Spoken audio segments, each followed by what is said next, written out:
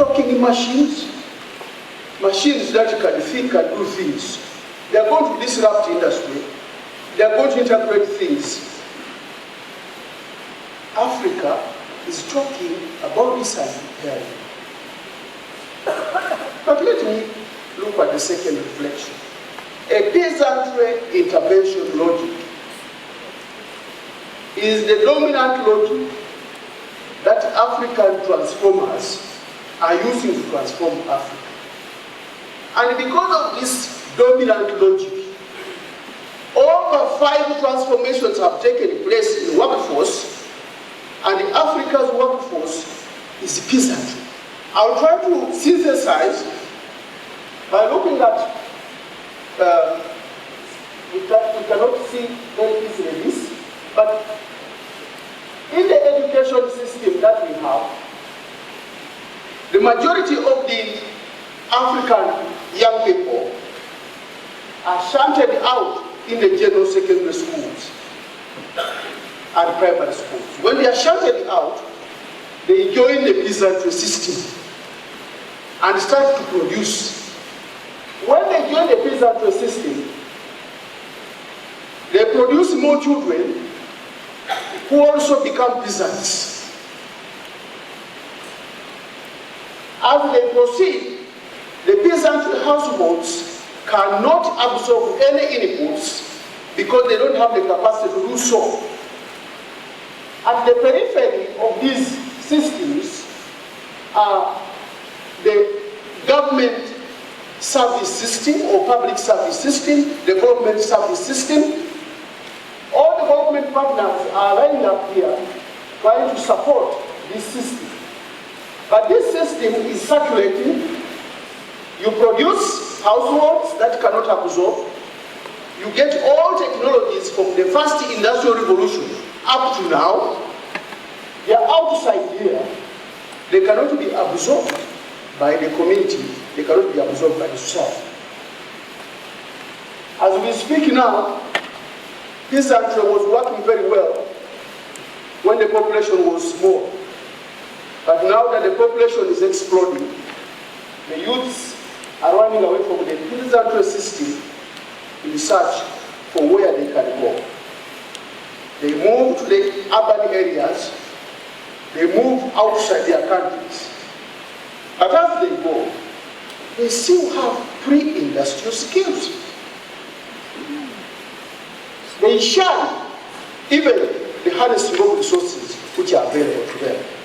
So they get back to the poverty conundrum, where again they produce more to feed into the schools, and the schools continue to produce. This peasantry trap, unless it is addressed by higher education and all others who are discussing, unless the One Health approach addresses this conundrum, we will move in circles. We have to explain why 5 industrial revolutions have taken place and we are stuck in. While that is happening, the rising challenges of this century and opportunities imply that there are emerging skills, competences, and jobs which need curricular reforms or completely new curricula. Do the education systems in Africa respond to these transformations? Do the education systems or workforce development systems address the issues of stagnation in a Mesopotamian model of society? Do they address the emerging curricula? What is happening is that we are stuck in benchmarking and ensuring that the standards we got continue, which is a very good thing, but does not transform the peasantry system. I will highlight one example or two. With massive population and reduction in land, you have amplification of the mobility of chemical molecules in the ecosystem. Let me explain. Look at ticks and tick-borne diseases in East and Central Africa. These molecules are being imported to try to kill the tick which spreads diseases. And in millions and millions of molecules destroy the environment. The current cost is, in the case of Uganda, for example, is over 3.8 trillion. That's 1 billion Uganda shilling. 2, land intensification is continuing because the population has exploded. We do not expect, according to the projections, beyond 2030 to have the luxury of extensive production. With the intensification, we must use more chemicals, and this amplifies the molecules circulating. Without proper regulation and use of these molecules in the environment, to kill the ticks, to kill the other chemicals, to kill the other vectors that we have, the challenge is immense.